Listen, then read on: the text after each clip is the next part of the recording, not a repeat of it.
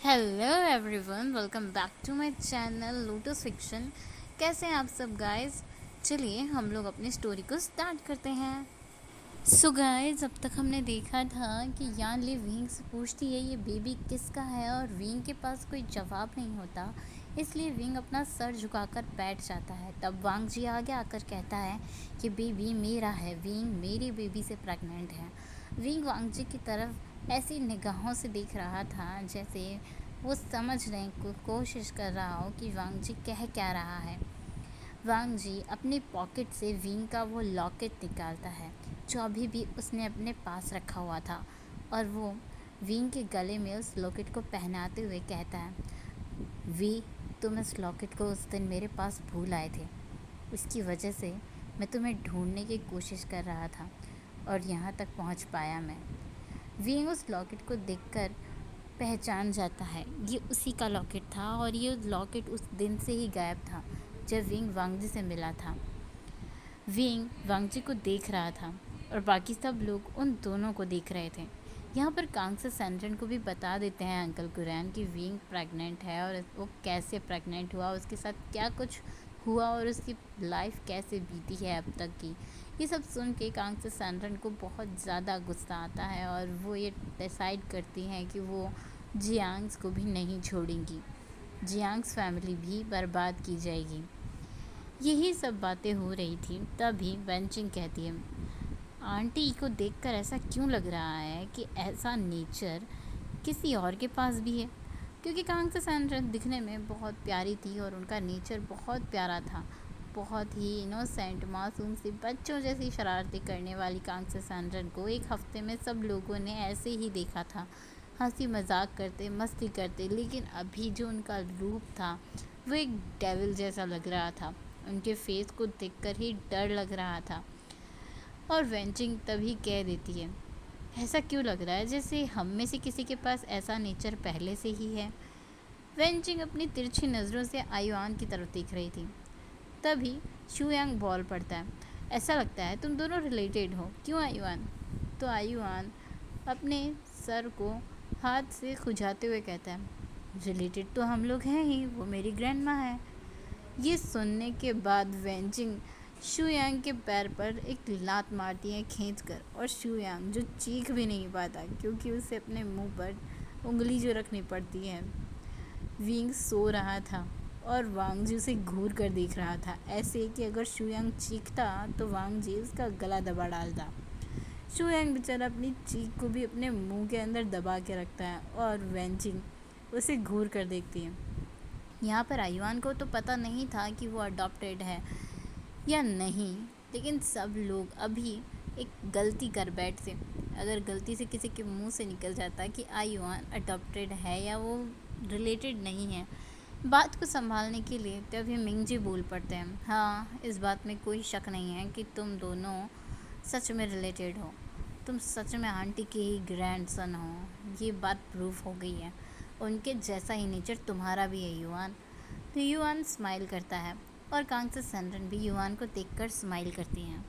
और जब ये सब बातें हो रही थी तो वांग जी बहुत प्यार से विंग को देख रहा था और उसके फॉरहेड के बालों को ठीक कर रहा था, उसे देखकर स्माइल कर रहा था। और विंग अभी भी वांग जी को ही देख रहा था। विंग वांग जी में खोया हुआ था और वो समझने की कोशिश कर रहा था ये पर्सन है कौन।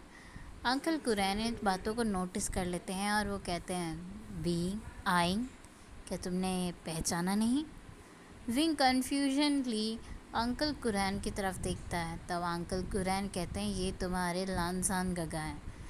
ये सुनते ही विंग के फेस पर एक बड़ी सी स्माइल आ जाती है और विंग कहता है, अजान गगा, लानसान गगा।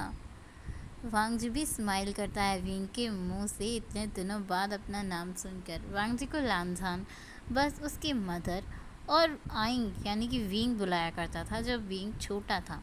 विंग उस हादसे के बाद जब गायब हो गया था तो वांग जी को लानसान कोई भी नहीं बुलाता था, और वांग जी ने किसी को ये हक भी नहीं दिया था कि कोई उसे लानसान बुला सके।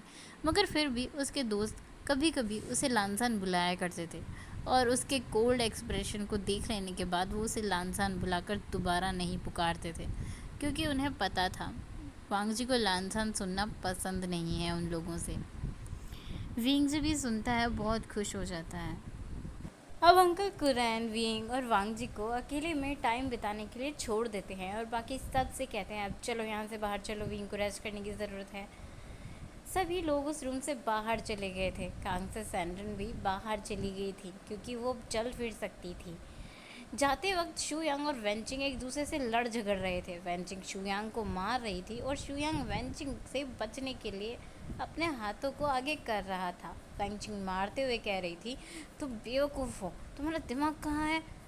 और शुयांग कह रहा था तुम्हारे पास सच में दिमाग नहीं है, पहले तुमने बात शुरू की थी। वेंचिंग कहती है पर तुमने तो साफ साफ ही बोल दिया, तुम गधे हो। दोनों एक दूसरे से झगड़ रहे थे और निये मिंगजे उन दोनों पर गुस्सा कर रहे थे। मिंगजे वेंचिंग को घूर कर देखते हैं, जिसके बाद वेंचिंग पूरी तरह से शांत हो जाती है और हमें रूम में दिखाया जाता है जहाँ विंग और वांग जी एक दूसरे के साथ बैठे थे, बातें कर रहे थे। दोनों एक दूसरे को जान और पहचान चुके थे, इसीलिए अभी भी दोनों एक दूसरे के साथ बहुत कंफर्टेबल हो गए थे। विंग वांग जी अपने बचपन की कुछ मेमोरीज़ को याद करते हैं। वांग जी विंग के बचपन के कुछ किस्से उसे याद दिलाता है। यहाँ पर तो सब कुछ ठीक था, लेकिन कहीं कुछ ठीक नहीं था तो वो बीजिंग में, जहाँ दो फैमिलीज़ की हालत बहुत ज़्यादा बुरी चल रही थी। जियांग फैमिली में यानली ने बिज़नेस संभालना बंद कर दिया था और जियांग चेंग वो कंपनी को ठीक से चला नहीं पा रहा था, इसीलिए जियांग कंपनी अभी लॉस में जा रही थी। दूसरी तरफ जिन फैमिली में म्यान म्यान भी घर छोड़कर जा चुकी थी। वो अपने पेरेंट्स के साथ नहीं रहना चाहती थी, लेकिन जिन फैमिली को इससे कोई फ़र्क नहीं पड़ रहा था। उनके बच्चे उन्हें छोड़कर जा रहे हैं, इस बात से भी उन्हें कोई फ़र्क नहीं पड़ रहा था। उन्हें तो बस अपनी मनमर्जी करनी थी। और जिन फैमिली भी धीरे धीरे लॉस में जा रही थी। जिन फैमिली ठीक से ये जानती भी नहीं थी। उनके कंपनी को संभालने वाले हायर्स, जिनमें कंपनी चलाने की काबिलियत थी, वो लोग तो जा चुके हैं और उनके पास कंपनी चलाने का हुनर बिल्कुल भी नहीं था। वेंस की पांग जी और उसकी पूरी गैंग ने मिलके बजा रखी थी। यहाँ पर हमें सीन शिफ्ट करके दिखाया जाता है। अभी सीन शिफ्ट होता है फिर से यूएस में विंग को लैंड मेंशन ले जाया जा चुका था और अब विंग को मेंशन आए भी कुछ दिन बीत गए थे। इन कुछ दिनों में विंग के जो ज़ख्म बाकी थे वो भी भर गए थे। थोड़ा बहुत विंग को पेन होता था और हल्के फुल्के ज़ख्म ही थे जो भरना बाकी थे।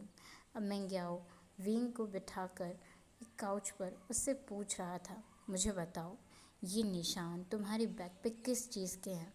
मेंग्याओ ने वहाँ सबको बुला भी लिया था, सब लोग, पूरी फैमिली वहाँ पर थी। विंग इस बात से थोड़ा नर्वस हो गया था, इसीलिए वांग जी और शिचैन विंग के पास आकर खड़े हो गए थे। वांग जी ने तो विंग के शोल्डर पर अपना हाथ भी रख दिया था और वांग जी के हाथ रखते ही विंग ने अपने आइज़ क्लोज कर ली थी। विंग को बहुत अच्छा लग रहा था। लैन कुरैन भी विंग के पास आकर खड़े थे। यान ली दूर से ये देख रही थी और खुश हो रही थी। यान ली कह रही थी तो मेरा आशन कितना खुश लग रहा है ना। जिशुन कहता है तुम्हें तो जेलस होना चाहिए इन सब से। यान ली कहती है जेलस क्यों होंगी, मेरा भाई खुश है और अपनों लोग के बीच में है, उसे अपनों का प्यार मिल रहा है, ये देखकर तो मुझे खुशी होगी, जेलस क्यों होंगी मैं। अंकल कुरैन भी विंग के पास ही खड़े थे। बाकी सब लोग विंग के जवाब का इंतज़ार कर रहे थे। विंग जवाब नहीं दे रहा था, इसीलिए यान ली जाकर विंग के पास खड़ी होती है और उसके फॉरहेड को टच करते हुए कहती है, मुझे पता है, बताओगी, ये मैडम यू की वजह से है ना। यान ली ने अपनी मॉम को मॉम कहना बंद कर दिया था क्योंकि उसे लगता था इतनी ज़्यादा बुरी औरत उसकी मॉम कहलाने के लायक नहीं है। विंग हाँ में अपना सिर हिलाता है और उसके बाद विंग बताता है मैडम यू ने उसे हंटर से मारा और अपनी साथ हुई वो सारी बातें जो उस दिन विंग के साथ हुई थी। ये सब सुनने के बाद वांग जी बहुत ज़्यादा गुस्से में था, उसने मुट्ठियाँ कस ली थी। सब लोग गुस्से में लावे की तरह उबल रहे थे। तभी एक कोल्ड वॉइस सुनाई देती है, मैडम यू की वजह से ये सब है आशन गगा। ये सुनते ही विंग अपने आसपास देखने लगता है तो उसे युआन दिखाई देता है। विंग ने युआन को देखकर कहा, युआन तुम इतनी कोल्ड टोन में बात क्यों कर रहे हो, तुम छोटे बच्चे हो ना, तुम्हें देखकर ऐसा लग रहा है जैसे तुम माफिया के बेटे हो। ये सुन के तो भाई सब लोग शॉक्ड हो गए थे, इसे कैसे पता चल गया, अभी तक तो किसी ने इसे कुछ भी नहीं बताया है वांग जी के माफिया होने के बारे में, फिर इसे कैसे पता। विंग सब लोगों के फेसेस को नोटिस करता है और फिर कहता है, हाँ आप लोग मुझे ऐसे क्यों देख रहे हैं, ये इतना कोल्ड और रूड टोन में बात कर रहा है तो मुझे बोलना पड़ा। ये सुनकर आयुआन मुस्कुरा देता है और बाकी सब एक राहत की सांस लेते हैं, क्योंकि सबको पता था वांग जी माफिया किंग है और आयुआन सच में माफिया का बेटा ही है। बट विंग वो सोच रहा था, आयुआन तो वही लड़का है जो उसे कॉलेज छोड़ने आया था, और जब उसने हॉस्पिटल में आयुआन को पहली बार देखा था तब विंग उसे बस देख ही रहा था। विंग के दिमाग में बहुत सारे सवाल थे। फिर जाकर विंग को क्लियर हुआ, ये वांग जी का बेटा है। वांग जी को डैड कहता है और लैंस वो तो उसके अपने ही फैमिली मेम्बर्स हैं। लेकिन विंग के दिमाग में अब जाकर एक बहुत ज़ोर से झटका लगा था। वांग जी गगा जिसे वो प्यार करता है, जिसके बेबी से वो प्रेग्नेंट है, उसके पास पहले से ही बेबी है, वो भी 14 साल का। अब जाकर विंग को टेंशन हो गई थी, विंग के पसीने छूट गए थे और विंग जेलस हो गया था। आयुआन वांग जी का बेटा है, मतलब वांग जी मैरिड होगा, पर वांग जी तो अभी इतना यंग है, वांग जी का इतना यंग है और फिर उनका इतना बड़ा बेटा। क्या उन्होंने 15 साल की एज में शादी कर ली थी? विंग तुम क्या सोच रहे हो? विंग खुद के दिमाग में ये सब चीज़ें सोच रहा था और खुद ही से बातें कर रहा था। विंग अपना कन्फ्यूजन दूर भी नहीं करता, वो वांग जी से पूछता भी नहीं है, ना ही और किसी ने उसे बताया था आयुआन के बारे में। सब लोग आयुआन से प्यार करते थे और वांग जी को आयुआन डैड कहता था, तो विंग को अपना कन्फ्यूजन दूर करने के लिए कोई रीज़न नहीं मिला। तभी लैन कुरैन विंग से पूछ लेते हैं, विंग आशन मैं तुमसे जो पूछूं उसका जवाब दे सकते हो? अगर तुम्हें ठीक से याद हो तो बताओ, तुम वे मेंशन से बाहर कैसे निकले थे और तुम लापता कैसे हुए? उस दिन क्या हुआ था? विंग जो सोचने लगता है उसे कुछ भी याद नहीं आ रहा था, तो उसे थोड़ा बहुत सा कुछ याद आया था और उसने अपने अंकल को बताया, वो गगा से मैं बात कर रहा था, फिर नीचे कुछ शोर हुआ, मम्मा बहुत देर तक रूम में नहीं आई थी, वो मुझे लॉक करके गई थी। फिर मैं रूम से बाहर निकला था और उसके बाद मुझे कुछ भी ठीक से याद नहीं आ रहा अंकल। मैं घर से बाहर निकल गया था हेल्प मांगने, और उसके बाद का मुझे कुछ भी ठीक से याद नहीं है, मुझे बस इतना याद है। विंग बहुत ज़्यादा याद करने की कोशिश कर रहा था ये सब बताने के बाद, इसीलिए उसके सर में पेन होने लगा था। मैंग्याओ अब उसे डांटने लगा था, विंग अगर तुम्हें याद नहीं आ रहा है तो छोड़ दो, जब तुम्हें याद आएगा ठीक से तब बता देना। और वो विंग को रेस्ट करने के लिए बोलता है। सभी लोग विंग के रूम से बाहर चले गए थे, बस वांग जी विंग के पास था। वांग जी विंग के फोरहेड पर हाथ फिरा रहा था और उसे बेड पर ले जाकर लिटा भी दिया था। विंग को अच्छा लग रहा था वांग जी की केयर करना। वांग जी विंग के पास बैठकर बहुत सारी बातें करता है। कुछ देर बाद सब लोग फिर से विंग के पास आ गए थे। वेन जिंग विंग के लिए कुछ खाना लेकर आई थी और मैंग्याओ उसकी मेडिसिन। सब लोग विंग के पास बैठे हुए थे। विंग बातें कर रहा था, बातों बातों में विंग यांदे से पूछ लेता है, शिजे आप यहाँ आ गई हो तो क्या अंकल भी आ गए हैं, वो कहाँ हैं और कैसे हैं? जैसे ही विंग ये सवाल पूछता है, यानली के फेस की हवाइयाँ उड़ गई थी और बाकी सब लोग जो विंग से हंसी मजाक कर रहे थे, एक दूसरे से बातें कर रहे थे, सब चुप हो गए थे और सबका अटेंशन विंग पर था।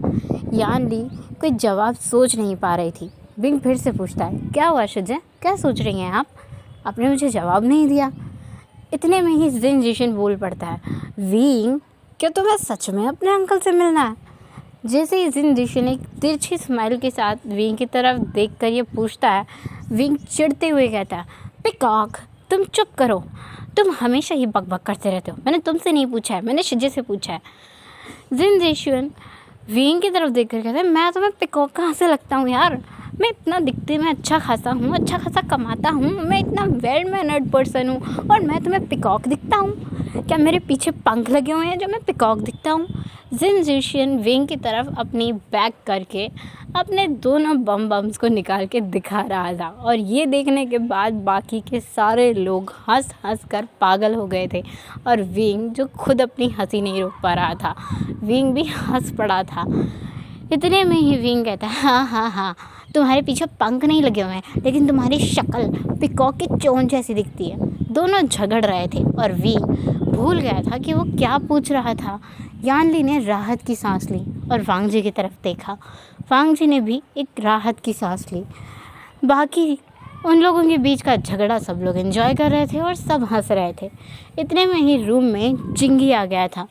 जिंगी के हाथ में लैंड शी थी और जिंगी आयुआन को बुलाते हुए आया था। आयुआन गगा, देखो ना, ये शी मुझे पढ़ाई नहीं करने दे रही है, मुझे बहुत तंग कर रही है, बहुत मस्ती कर रही है।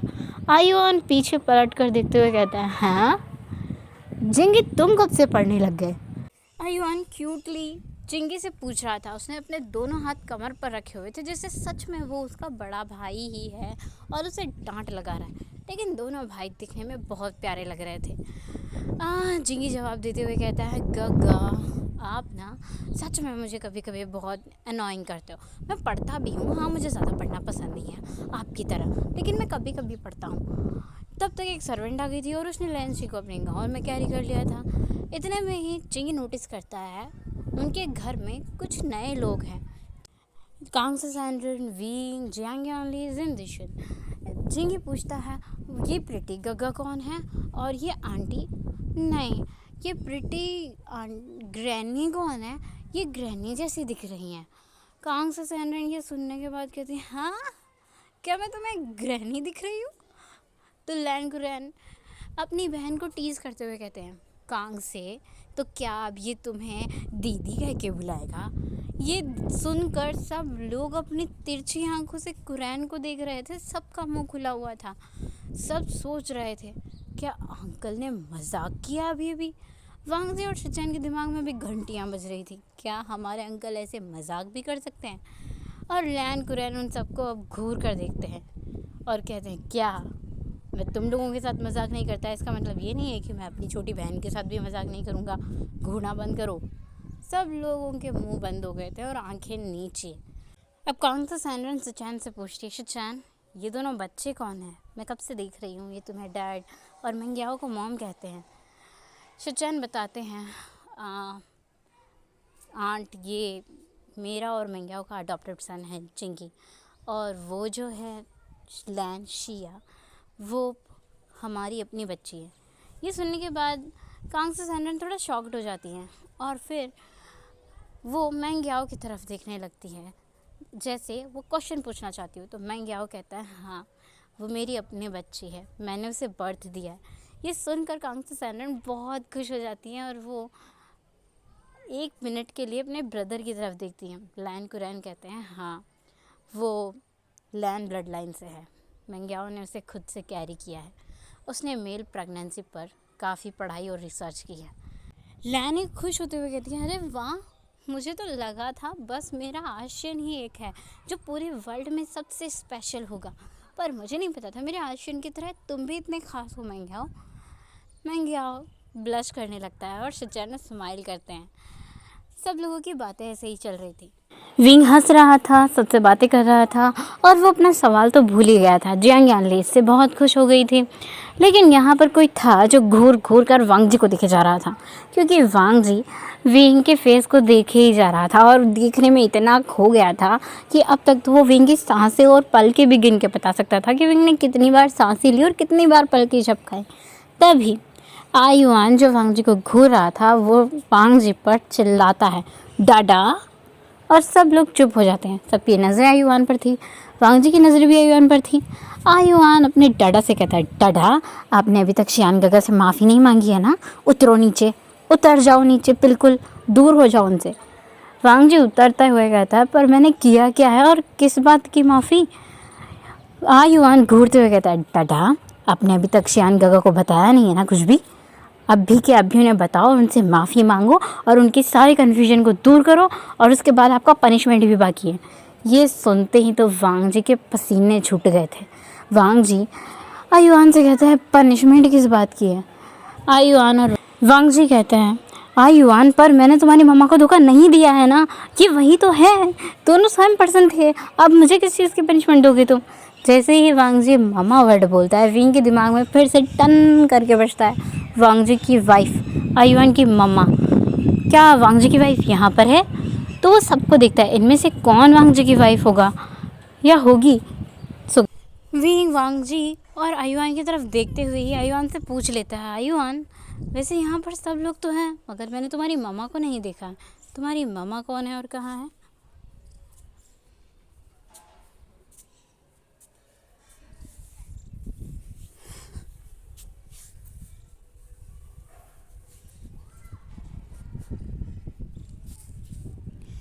तो आयुआन कहता है, कौन मम्मा, किसकी मम्मा? वींग कहता है, अरे अभी तुम तो कह रहे थे गगा ने तुम्हारी मम्मा को धोखा दिया है। तो फिर वांग जी बोल पड़ता है, गगा? वींग तुम मुझे गगा क्यों बुला रहे हो? मुझे गगा मत बुलाओ, मैं तुम्हारा गगा नहीं हूँ। अभी वींग के मूड स्विंग्स हो रहे थे, इसलिए वो गुस्से में चिल्ला पड़ता है और कहता है, बस करो सबके सब। कोई किसी को मम्मा कह रहा है, कोई किसी को गगा नहीं कह सकता, कोई किसी के लिए क्या कर रहा है। ये पिकॉक पागल हो गया, ऊपर से आप सबने मुझे पागल कर रखा है। चल क्या रहा है यहाँ पर?